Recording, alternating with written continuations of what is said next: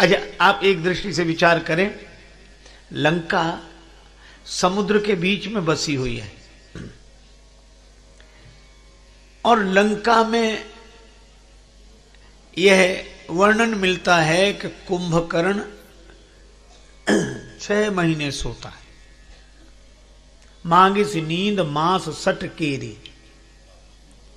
अच्छा, अब आप थोड़ा विचार करें, क्या वहां कुंभकर्ण ही सोता है और कोई नहीं सोता? मुझे तो लगता है कि अगर वहां कुंभकर्ण सोता है तो उसी लंका में विभीषण जी भी सोते हैं। अगर विभीषण जी न सो रहे होते तो यह क्यों लिखा जाता, मनमह तर्क करे कपि लागे, ते ही समय विभीषण जागे। इसका अर्थ क्या है? यह जीवन की जो दशा है उसका चित्रण प्रतीकात्मक ढंग से एक रूपक के द्वारा श्री तुलसीदास जी प्रस्तुत करते हैं। समुद्र के बीच में लंका, संसार ही सागर है और हमारा जीवन यही लंका है। लंका सोने की थी और यह जीवन भी सुनहरा अवसर है। क्या बात है। ये जीवन सुनहरा अवसर है, ऐसा मौका बार बार नहीं मिलता। लेकिन इस लंका के भीतर, इस जीवन के भीतर अगर कुमति का कुंभकर्ण सो रहा है तो सुमति के विभीषण जी सो रहे हैं। और कथा एक संकेत और करती है कि कुंभकर्ण को जगाया रावण ने और विभीषण जी को जगाया श्री हनुमान जी ने। बस यही जीवन का सत्य है कि हमारे मन में कुमति का कुंभकर्ण सोया है, सुमति के विभीषण जी सोए हैं, पर अंतर यह है कि कुमति के कुंभकर्ण को कुसंग का रावण जगाता है और सुमति के विभीषण को सत्संग के हनुमान जी जगाते हैं। बस यही है। पर ऐसा हो ही नहीं सकता कि लंका में दुर्जन ही दुर्जन हो, सज्जन न रहते हो। यद्यपि हनुमान जी को भी आश्चर्य हुआ, यहां कहां सज्जन कर बासा, पर मिल ही गए उन्हें। विभीषण जी मिल गए और त्रिजटा मिल गई। अच्छा, लंका में तो आपने देखा,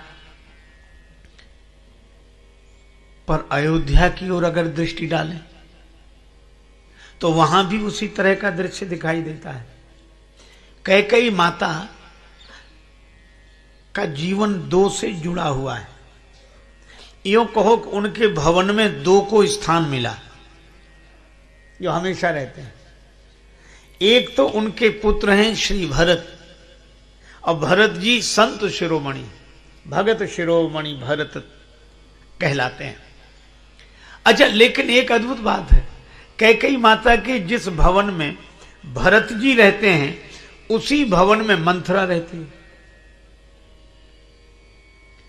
अब भरत जी पूरे संत हैं, सब संत के लक्षण भरत जी में और असंत के सब लक्षण मंथरा में। देखो, भरत जी को भी एक बीमारी हुई। कौन सी? श्री भरत जी स्वयं कहते हैं,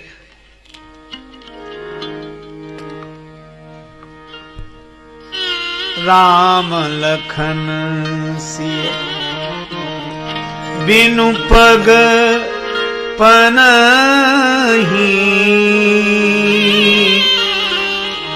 करि मुनि बेश फिरहि बन बनहि।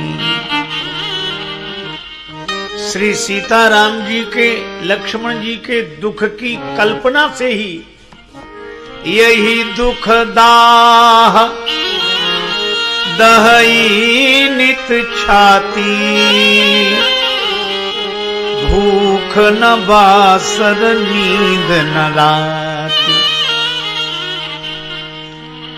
भरत जी कहते हैं मेरा हृदय जलता है। एक बीमारी, दूसरी भूख न बासर नींद न लाती।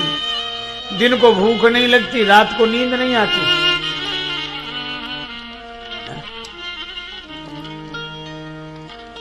मंथरा कहती यह तो बीमारी हमको भी हुई है, लक्षण मिला ना। भरत जी कहते हैं यही दुख दाह दहाई नित छाती, भूख न बासर नींद न राती। और मंथरा की क्या हालत? पूछा ये तैयारियां कैसी हैं नगर में? किसी ने कहा कि राम जी का युवराज पद पर अभिषेक हो रहा है। बस पूछे सी लोगन काह उछाहू, राम तिलक सुनि भाव उरदाहू। इसका भी हृदय जलता है, भरत जी का भी हृदय। यही दुख दाह दाही नित छाती, और मंथरा का भी राम तिलक सुनि भाव उरदाहू। भरत जी कहते हैं कि दिन को भूख नहीं लगती, रात को नींद नहीं आती। मंथरा कहती हमारी भी वही हालत है। जब ते कुमत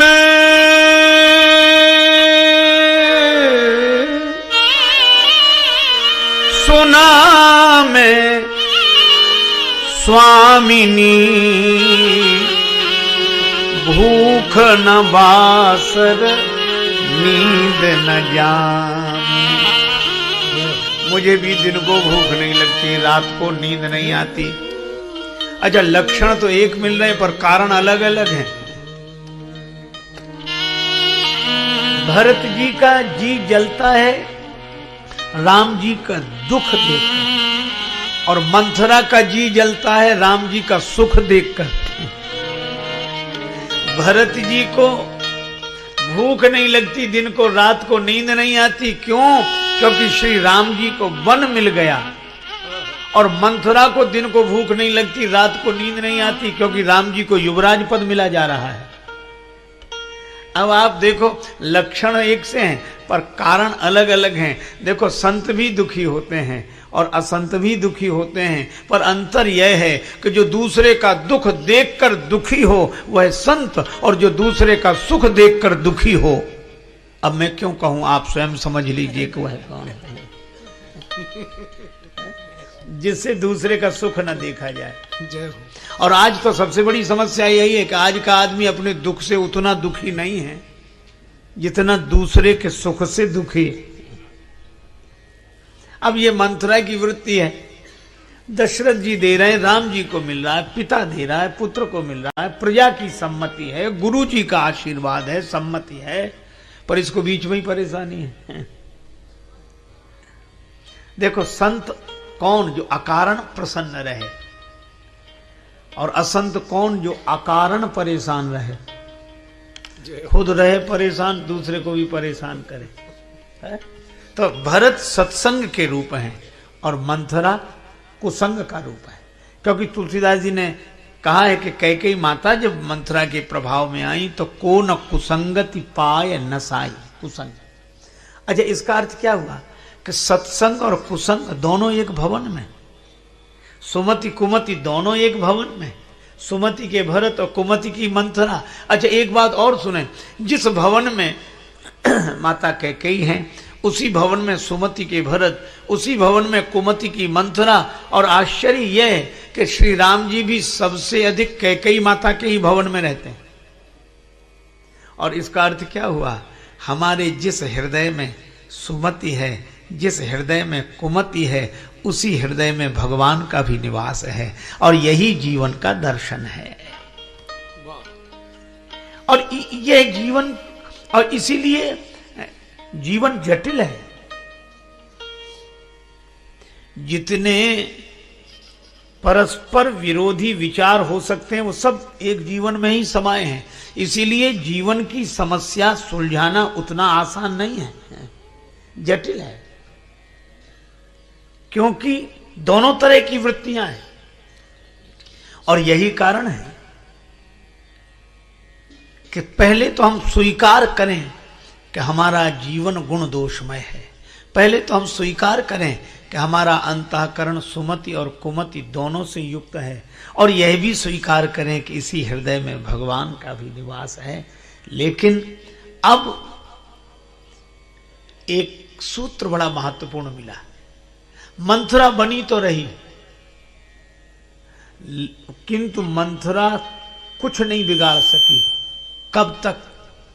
जब तक श्री भरत अयोध्या में रहे, भवन में रहे। अच्छा, मंथरा सफल कब हुई? जब श्री भरत ननिहाल चले गए, शत्रुघ्न जी ननिहाल चले गए। शत्रुघ्न जी तो साक्षात संयम है, ऐसा संयम, वाणी का ऐसा संयम, बोले ही नहीं। और भरत जी सत्संग के स्वरूप हैं। इसका अर्थ है कि जहां सत्संग है वहां संयम है। भरत जी आगे आगे चलते हैं, शत्रुघ्न जी पीछे पीछे। सत्संग के पीछे पीछे संयम चलता है। अगर जीवन में सत्संग आ जाए तो संयम तो पीछे पीछे आ ही जाएगा। और इसलिए भरत जी के बिना शत्रुघ्न जी नहीं रहते, सत्संग के बिना संयम नहीं रहता। संयम तो सत्संग का अनुगामी है। और ये दोनों चले गए ननिहाल। और जैसे ही भरत जी दूर हुए, वैसे ही मंथरा अपने षड्यंत्र में सफल हो गई। जीवन का भी सत्य यही है कि कुमति बनी तो रहती है, कुसंग बना तो रहता है, पर सफल नहीं हो पाता हमारा जीवन नष्ट करने के लिए। कब तक? जब तक सत्संग हमारे साथ रहता है। और जब हम सत्संग को जीवन से दूर कर देते हैं तो फिर कुसंग अपने षड्यंत्र में सफल हो ही जाता है। सुमति दूर हो जाती है तो कुमति सफल हो जाती है। अच्छा देखो, एक बात और निवेदन करूं, बड़ी व्यवहारिक बात है, पर शायद जीवन की गंभीर समस्या को समझने और सुलझने के लिए महत्वपूर्ण सूत्र भी है। एक बार एलोपैथी के विशेषज्ञ एक डॉक्टर से हमारी बात हुई। स्वास्थ्य अनुकूल नहीं था तो उनके पास गए। तो डॉक्टर ने कहा कि आपको डायबिटीज है? हमने कहा हाँ है, तो कई वर्ष से। हमने कहा। तो उन्होंने कहा एक बात आपको बताएं, आप किसी मंत्र, ताबीज, भभूत, झाड़ फूंक आदि के चक्कर में मत पड़ना, ये डायबिटीज मिटेगी कभी नहीं। तो हमने कहा यह तो परेशानी की बात है। उन्होंने कहा परेशान होने की जरूरत नहीं, डायबिटीज मिटेगी नहीं, पर आप एक काम करना। क्या?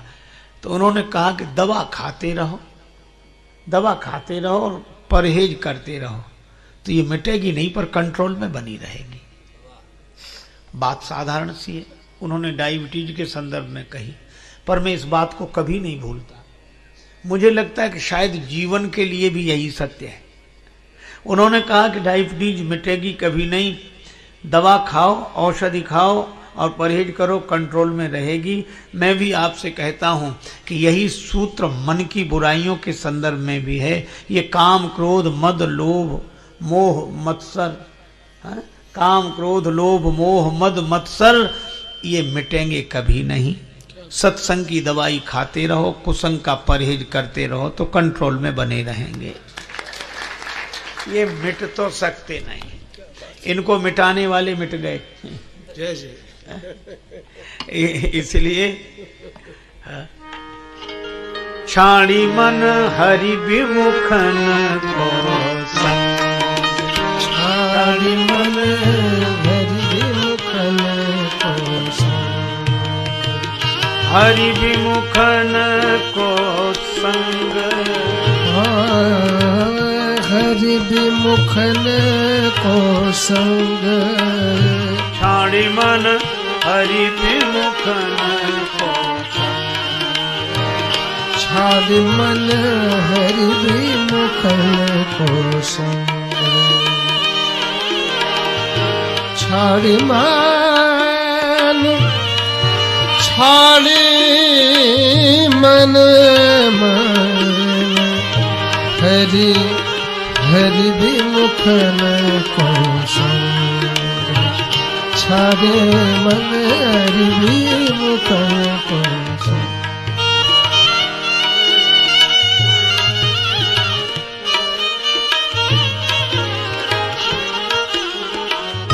तिनके संग, तिनके संग कुबुद्धि उपजत है, तिनके संग कुबुद्धि उपजत है।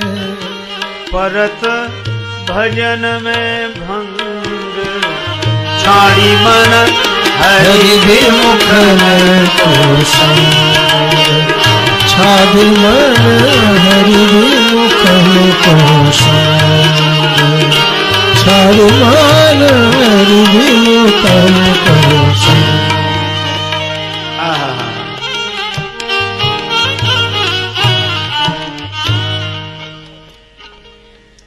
अब एक एक शब्द बड़ा अद्भुत है। संग कहा, अच्छा दो शब्द हैं, संग और साथ। साथ होना अलग बात है, संग होना अलग बात है।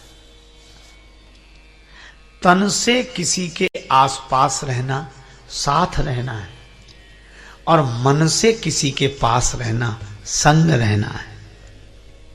क्योंकि संस्कृत में संग आसक्ति को कहते हैं। संगात संजायते कामः, और इसका नाम ही आसक्ति, जो आसक्ति है कभी भी आ सकती है, कैसे भी आ सकती है, कहीं से भी आ सकती है, आसानी से आ सकती है, पर मुश्किल से जा सकती है। तो श्री सूरदास जी की वाणी है, छाड़ी मन हरि विमुखन को संग। उसका अर्थ है कि साथ भले ही बने रहे हरि विमुख, पर मन का संग उनसे नहीं होना चाहिए। देखो, साथ मिलता है भाग्य से और संग होता है भाव से।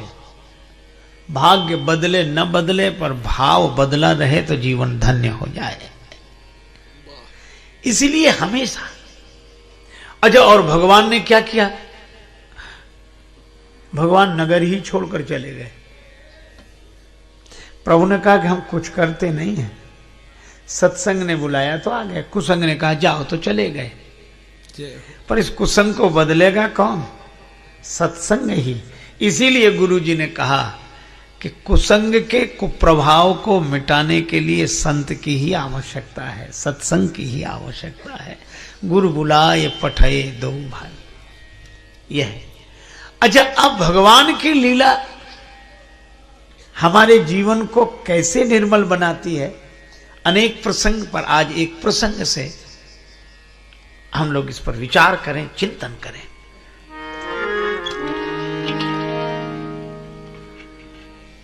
महाराज दशरथ के मन में एक विचार आया, और वह भी क्यों आया? राजसभा रघुराज विराजा,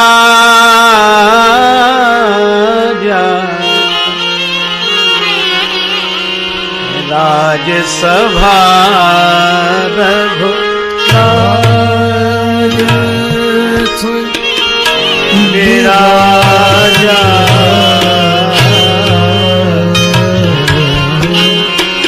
राजसभा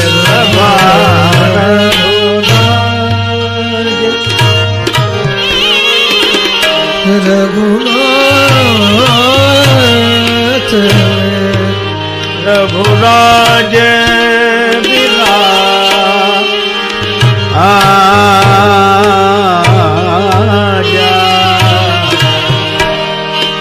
राजसभा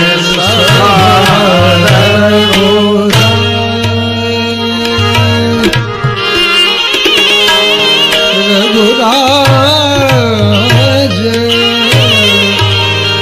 विराजा, सभा रघुराज रघुराज।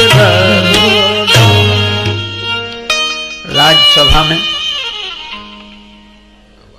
अयोध्या अधिपति महाराज दशरथ विराजमान हैं।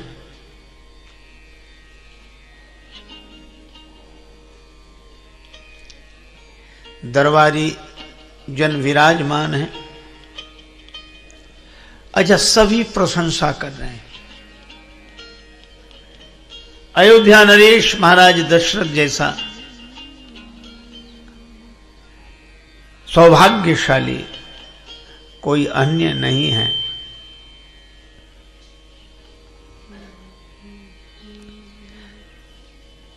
कुछ लोग महाराज की प्रशंसा करते हुए भी कह रहे हैं कि अयोध्याधिपति आप जैसे तो आप ही हैं, आप बड़े महान हैं, आप जैसा महिमा में महिपाल कोई दूसरा हुआ ही नहीं। इस तरह की चर्चाएं जो प्रायः दरबारी लोग करते हैं वे भी कर रहे थे। पर आश्चर्य है कि उसी समय महाराज दशरथ ने दर्पण उठाया और अपना मुख देखने लगे। राय सुभान मुकुर कर लीना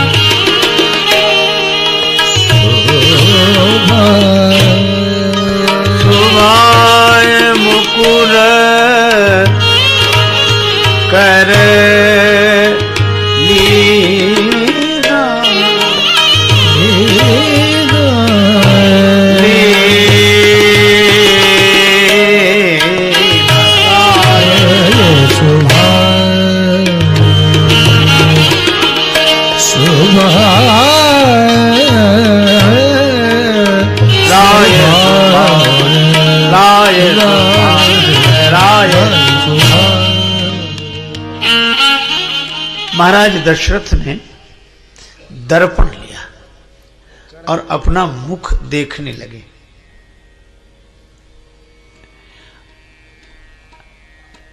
श्री रामचरितमानस के अनोखे मर्मज्ञ मनीषी का भाव है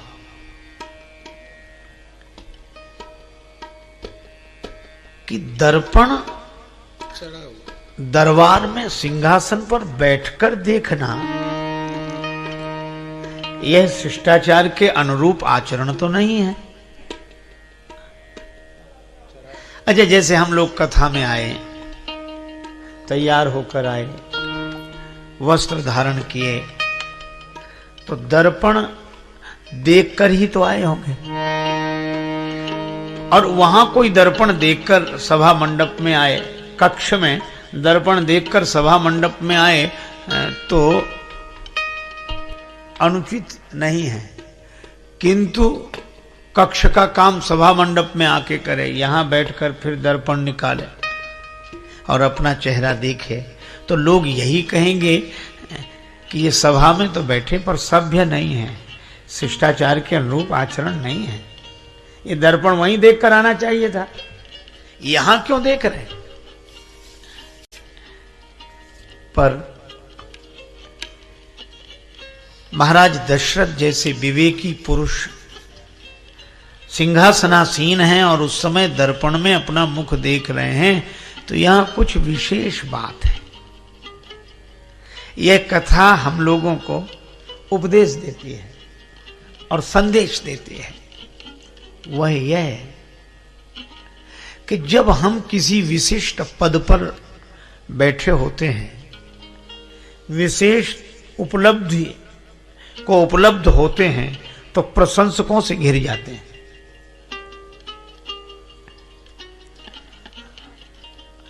विशेष व्यक्ति की प्रशंसा भी विशेष होती है। दशरथ जी सिंहासन पर बैठे हैं तो सभी प्रशंसा कर रहे हैं कि आप जैसा कोई राजा नहीं, आप जैसा कोई राजा नहीं। अच्छा, उसी समय दशरथ जी दर्पण देखते हैं, इसका अर्थ यह है कि हम किसी विशेष पद पर बैठे हों और प्रशंसकों से घिरे हों, उस समय विचार के दर्पण में अपना चेहरा अवश्य देखना चाहिए कि यह प्रशंसा सही हो रही है कि गलत हो रही है, यह प्रशंसा सत्य है या असत्य है। और सही बात, अच्छा दर्पण भी तब देखा जब बैठे हैं सिंहासन पर, तभी, क्योंकि तभी तो प्रशंसा हो रही है। अच्छा जब बैठे हो तभी तो देखना चाहिए, और जब उतर जाएंगे तब तो दूसरे ही दर्पण दिखा देंगे, फिर हम क्या दर्पण देखेंगे। और दशरथ जी ने दर्पण देखा, हम लोगों को क्या संदेश मिला, हमारी भी बड़ी महिमा गाई गई। महिमा तो यही गाई जाती है, देव दुर्लभ शरीर। यह तो प्रशंसा जो हो रही ठीक है, पर हमें भी तो विचार के दर्पण में अपने जीवन को देखना चाहिए, क्या इस प्रशंसा के अनुरूप हमारा मानवोचित आचरण है। क्योंकि प्रशंसा वाले तो प्रशंसा करते ही रहेंगे। अच्छा अद्भुत आश्चर्य, दशरथ जी ने दर्पण देखा तो पता लगा कि उनका मुकुट टेढ़ा हो गया है। मुकुट, राज्य मुकुट टेढ़ा हो गया है, लगभग गिरने की स्थिति में है। अच्छा अब आप देखो, मुकुट गिरने की स्थिति में है और प्रशंसा करने वाले प्रशंसा करते जा रहे हैं। प्रशंसा करने वालों का तो काम है प्रशंसा करना, विचार करने की उन्हें क्या आवश्यकता, मुकुट टेढ़ा हो चाहे सीधा। ये तो मुकुट जब तक गिर ही नहीं जाएगा तब तक प्रशंसा ही करते रहेंगे। जब तक मुकुट गिर नहीं जाएगा तब तक प्रशंसा करेंगे, फिर जिसके सिर पे मुकुट आएगा उसकी प्रशंसा करेंगे। इसमें तो स्वयं ही विचार करना होता है। और दशरथ जी ने देखा कि मुकुट टेढ़ा हो गया है। अच्छा जब मुकुट तनिक टेढ़ा हुआ तो श्रवण समीप भय स्थित केसा, महाराज श्री दशरथ ने अपने श्रवणों के पास में श्वेत केश देखे, सफेदी दिखी। दशरथ जी को लगा कि ये बाल उपदेश दे रहे हैं। इसका आशय यह है कि जिन्हें उपदेश लेना होता है वे बाल से भी ले लेते हैं, बाल से भी ले लेते हैं, और जिन्हें नहीं लेना हो वो वृद्ध से भी कुछ नहीं सीख पाते हैं। जय हो जय हो। एक महात्मा एक गांव से निकले तो ऐसे ही भ्रमण करते जा रहे थे, परिचित लोग रहते थे उस गांव में। तो गांव का एक वृद्ध व्यक्ति अपने पौत्र को गोद में लेकर दुलार कर रहा था, और पौत्र बीच बीच में कहता बाबा बाबा। तब तक वो संत जी निकले तो उस व्यक्ति ने कहा कि महाराज प्रणाम, बड़े भाग्य आपके दर्शन हुए, हमें भी कुछ उपदेश करो, जीवन का कल्याण हो। महात्मा बोले उपदेश तो ये तुम्हारा पौत्र ही दे रहा है। पौत्र क्या कह रहा है महाराज, ये तो कुछ बोल ही नहीं पाता। कहा कि बस वो जितना बोल पाता है उतना ही काफी है। बाबा कह रहा है, बाबा बाबा। महात्मा बोले इस शुद्ध तोतली बोली पर कुछ तो मन में शर्माओ, नाती कान लगे बाबा, अब तो बाबा हो जाओ।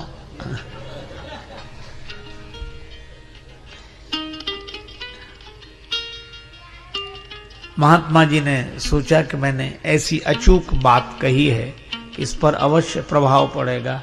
पर वह आदमी भी कम विचित्र नहीं था। वह कहने लगा कि महाराज हम तो रोज सोचते हैं कि बाबा हो जाए। जब जब ये पौत्र गोद में आता कहता बाबा बाबा, तो लगता है कि बाबा हो ही जाए, फिर होते क्यों नहीं हो। कहा कि महाराज दूसरी कठिनाई है, जब जब हम बाबा होने की बात सोचते हैं पौत्र की तोतली बोली से प्रभावित होकर, तभी बेटी का बेटा गोद में आ जाता है। वो कहता नाना नाना नाना। अब जिन्हें उपदेश ग्रहण करना ही नहीं है। पर महाराज दशरथ बाल से भी उपदेश ले लेते हैं।